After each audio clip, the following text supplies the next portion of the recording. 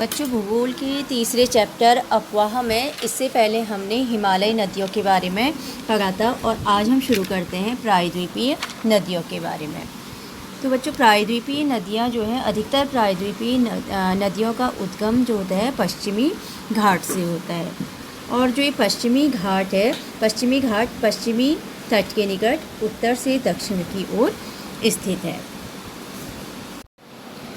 ठीक है, पश्चिमी घाट जो है, पश्चिमी घाट की स्थिति, ये पश्चिमी तट आ गया आपका, और पश्चिमी तट से लगा हुआ यहाँ पर जो है पश्चिमी घाट है जो उत्तर से दक्षिण में स्थित है। और इधर क्या है, इधर है पूर्वी घाट। और पश्चिमी घाट बच्चों पूर्वी घाट से ऊंचा है। अधिकतर प्रायद्वीपीय नदियाँ जो हैं वो बहती हैं इधर पूरब की ओर को बहती हैं, पूरब की ओर को बह करके इधर बंगाल की खाड़ी में गिरती हैं और यहाँ पर डेल्टा का निर्माण करती हैं। पूरब की ओर बहने वाली जो मुख्य नदियाँ हैं वो है हमारी कृष्णा, कावेरी, गोदावरी, महानदी आदि जो है पूरब की ओर बहती हैं और अपने मुहाने पर जो है डेल्टा का निर्माण करती हैं।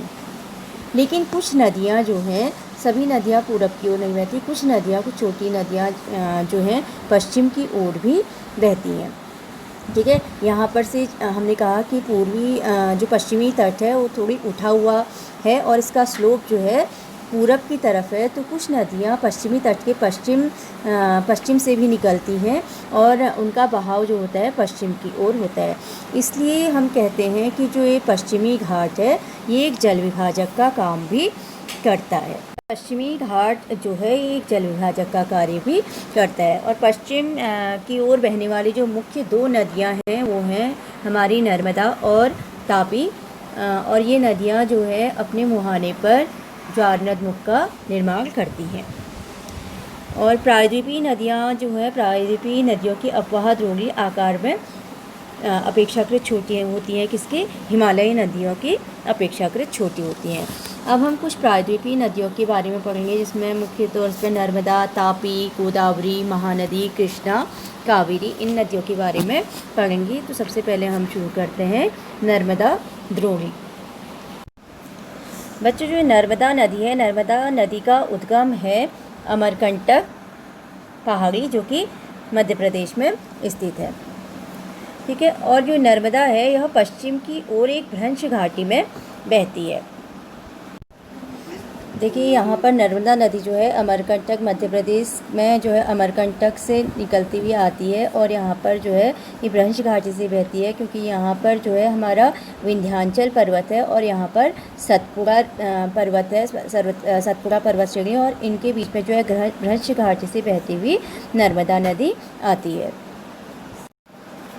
और अपने मुहाने से जो है समुद्र तक पहुँचने के क्रम में यह नदी बहुत दर्शनीय स्थलों का निर्माण करती है। ठीक है, जैसे जबलपुर के निकट जो है संगमरमर के शैलों में यह नदी गहरे गार्ज से बहती है और जहाँ यह नदी तीव्र ढाल से गिरती है और वहाँ धुआंधार प्रताप का निर्माण करती है। क्योंकि बच्चों जो है नदी जो है पहाड़ को काटने के बाद बहती है तो वह गार्ज बनाती है, और जब बहुत ऊंचे स्थान से नदी गिरती है तो यहाँ पर जो है धुआंधार प्रपात का निर्माण होता है, जिसमें से जब बहुत ऊंचाई से गिरती है तो क्या होता है, उससे धुआं उठता है, इसलिए इसको धुआंधार प्रपात कहा गया है। और नर्मदा नदी की बहुत सी सहायक नदियाँ भी हैं, छोटी छोटी सहायक नदियाँ हैं जो इनसे अधिकतर संपूर्ण पर मुख्य धारा से मिलती हैं। यानी कि जो मेन नर्मदा नदी है, जो उसकी सहायक नदियाँ हैं वो समकोण बनाते हुए इससे मिलती है। तो इस प्रकार वो किस प्रतिरूप का निर्माण करती है, हमने पहले पढ़ा था, आयताकार प्रतिरूप का निर्माण करती है। जब हमने गंगा को देखा था तो गंगा कौन से प्रतिरूप का निर्माण करती है, वो ध्रुमाकृति का करती है, वृक्षाकार करती है। इसी प्रकार नर्मदा नदी की सहायक नदियाँ जो है समकोण पर मिलती हैं और आयताकार प्रतिरूप का निर्माण करती हैं। और जो नर्मदा द्रोणी है, नर्मदा द्रोणी का विस्तार है मध्य प्रदेश तथा गुजरात के कुछ भागों में यह विस्तृत है।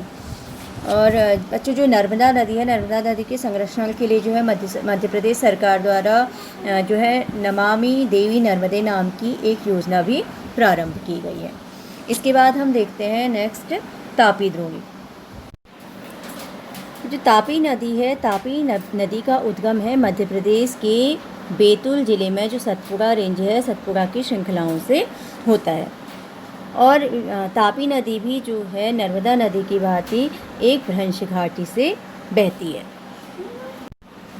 देखिए, इससे पहले हमने जब नर्मदा नदी के बारे में पढ़ा था तो हमने पढ़ा था कि विंध्याचल और विंध्याचल और सतपुड़ा के मध्य से भ्रंश घाटी से होते हुए नर्मदा नदी निकलती है।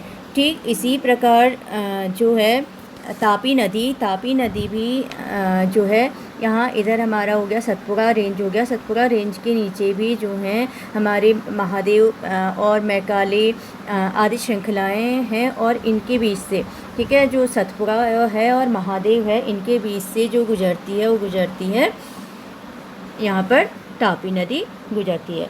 और तापी नदी जो है नर्मदा नदी की अपेक्षा इसकी लंबाई बहुत कम है। इसके अलावा नर्मदा और तापी के अलावा जो पश्चिम की ओर बहने वाली मुख्य नदियां हैं वो हैं हमारी लूनी, साबरमती, माही, भारत पूजा, पेरियार आदि जो हैं, आदि नदियां भी जो हैं पश्चिम की ओर को बहती हैं और अरब सागर में गिरती हैं। अब इसके बाद हम पढ़ते हैं गोदावरी, द्रोणी। तो बच्चों, जो गोदावरी नदी है, गोदावरी जो है प्रायद्वीपीय नदियों में जो है सबसे बड़ी नदी गोदावरी है। ठीक है, प्रायद्वीपीय भारत में जितनी भी नदियाँ बहती हैं उसमें सबसे बड़ी नदी कौन सी है? गोदावरी नदी है। और इसका उद्गम है महाराष्ट्र के नासिक ज़िले में पश्चिमी घाट के ढालों से जो है गोदावरी नदी निकलती है, और इसकी लंबाई है 1500 किलोमीटर। देखिए, गोदावरी नदी का उद्गम स्थल है यहाँ महाराष्ट्र में पश्चिमी घाट से निकलते हुए ये नदी जो है इधर बंगाल की खाड़ी में गिरती है, और इसकी लंबाई कितनी है? 1500 किलोमीटर जो है इसकी लंबाई है। और जो गोदावरी द्रोणी है यह महाराष्ट्र, मध्य प्रदेश, उड़ीसा और आंध्र प्रदेश में इसकी द्रोणी स्थित है। द्रोणी मतलब हमने क्या कहा था कि जितनी भी इसकी सहायक नदियाँ जो आकर के इससे मिल जाती हैं वो सभी किस में आती हैं? इसकी द्रोणी कहलाती हैं। तो इसकी द्रोणी क्या क्या है, कहाँ कहाँ से बह करके निकलती है? मध्य प्रदेश, उड़ीसा तथा आंध्र प्रदेश। और गोदावरी में जो है सहायक नदियाँ जो मिलती हैं वो है पूर्णा, वर्धा, प्राणहिता, मांजरा, वेनगंगा तथा पेनगंगा। और मांजरा, वेनगंगा तथा पेनगंगा जो है इसकी सबसे बड़ी तीन जो सहायक नदियाँ, सबसे बड़ी सहायक नदियाँ हैं। इसका विस्तार जो है बहुत ज़्यादा है, तो इसलिए इसको जो है दक्षिण गंगा के नाम से भी जाना जाता है। इसके बाद नेक्स्ट हम पढ़ते हैं महानदी, द्रोणी। कि महानदी जो है, महानदी का उद्गम स्थल है छत्तीसगढ़ की उच्च भूमि से, इसका उद्गम स्थल है, वहाँ से यह निकलती है। फिर उसके बाद यह उड़ीसा में बहते हुए बंगाल की खाड़ी में मिल जाती है, और इसकी लंबाई जो है 860 किलोमीटर है। देखिए, इधर ये महानदी है, इधर महानदी जो है छत्तीसगढ़ से निकलते हुए ये जाती है इधर बंगाल की खाड़ी में, यह मिल जाती है। और इसका जो अपवाह द्रोणी है वो है महाराष्ट्र, छत्तीसगढ़, झारखंड तथा उड़ीसा जो है इसकी अपवाह द्रोणी है। और इसका अधिकतर भाग जो है, महानदी का अधिकतर भाग उड़ीसा में है। कृष्णा द्रोणी, कृष्णा जो है इसका उद्गम है महाराष्ट्र के पश्चिमी घाट में महाबालेश्वर के निकट से यह निकलती है, और इसकी जो लंबाई है वो है 1400 किलोमीटर। और ये गिरती है कहाँ? बंगाल की खाड़ी में गिरती है, क्योंकि पूरब की ओर बहती है तो कहाँ गिरेगी? बंगाल की खाड़ी में गिरती है। और इसकी जो सहायक नदियाँ हैं वो हैं तुंगभद्रा, कोयना, घाटप्रभा, मूसी तथा भीमा जो है इसकी सहायक नदियाँ हैं। और इसकी द्रोणी जो है वो है महाराष्ट्र, कर्नाटक तथा आंध्र प्रदेश। ये देखिए कृष्णा नदी जो महाराष्ट्र के महाबलेश्वर के निकट से निकलती है, और इधर आकर के जो है ये आ जाती है, मिल जाती है बंगाल की खाड़ी में मिल जाती है। इसके बाद अब हम नेक्स्ट पढ़ते हैं कावेरी, द्रोणी। कावेरी जो है बच्चों पश्चिमी घाट के ब्रह्मगिरी श्रृंखला से निकलती है तथा तमिलनाडु के कुडुलूर के दक्षिण में बंगाल की खाड़ी में मिल जाती है। ठीक है, यहाँ पश्चिमी घाट के ब्रह्मगिरी श्रृंखला से निकल करके तमिलनाडु में जा कर के जो है कुडलूर में जो है बंगाल की खाड़ी में यह गिर जाती है। जो कावेरी नदी है इसकी लंबाई है 760 किलोमीटर और कावेरी नदी की मुख्य सहायक नदियां हैं अमरावती, भवानी, हेमावती तथा काबिनी। और इसकी द्रोणी जो है वो है तमिलनाडु, केरल तथा कर्नाटक में विस्तृत है। देखिए बच्चों, कावेरी नदी जो है इधर पश्चिमी घाट के जो है ब्रह्मगिरी श्रृंखला से निकलती है और इधर जो है तमिलनाडु में कुडलूर में जा कर के यह बंगाल की खाड़ी में गिर जाती है। बच्चों, जो भारत में जो है दूसरा सबसे बड़ा जलप्रपात कावेरी नदी बनाती है और इसे शिव समुद्रम के नाम से जाना जाता है। और इस जलप्रपात द्वारा जो उत्पादित विद्युत है वो मैसूर, बेंगलोर तथा कोलार को प्रदान की जाती है। और बच्चों, जो भारत का सबसे बड़ा जलप्रपात है वो है जोग्या गारसोपा जलप्रपात, जिसे महात्मा गांधी जलप्रपात भी कहते हैं और यह कर्नाटक राज्य में शरावती नदी पर स्थित है।